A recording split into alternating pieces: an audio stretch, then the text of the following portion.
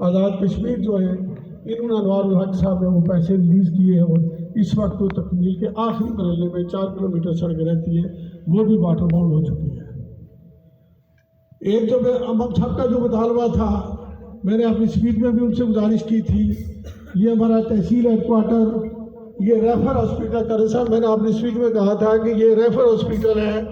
Notification تو اس کا ہوا ہے لیکن یہاں بنیادی سہولیات وہ ٹی ایچ کیو میں ہونی چاہیے نہیں تھی۔ اس پہ بھی ان کا شکریہ ادا کرتا ہوں کہ وہ بھی الحمدللہ اب ہمارے یہاں ڈاکٹر بھی اسپیشلسٹ موجود ہیں اور آپریشن بھی ہو رہے تھے۔ لیکن ایک تو میں اس اجلاس کی آج کی اس تقریب کے حوالے سے جو پرائم منسٹر آزاد کشمیر سے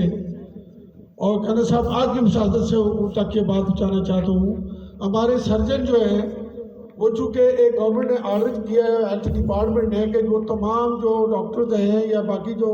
اسٹاف ہے وہ اپنی اپنی جائے تعیناتی پہ جائیں گے، تو یہ ہمارے جو سرجن تھے یہاں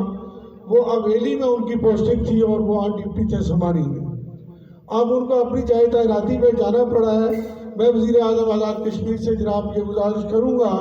کہ کائنڈلی ان کو اویلی سے یہاں سمانی کے اندر پوسٹ بھی آپ نے دی ہے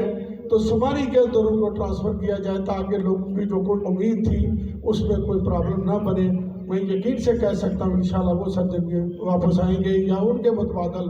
کوئی دوسرے سرجن آئیں گے۔ میں سمجھتا ہوں کہ اس گورنمنٹ نے بہت کچھ کام کیا ہے،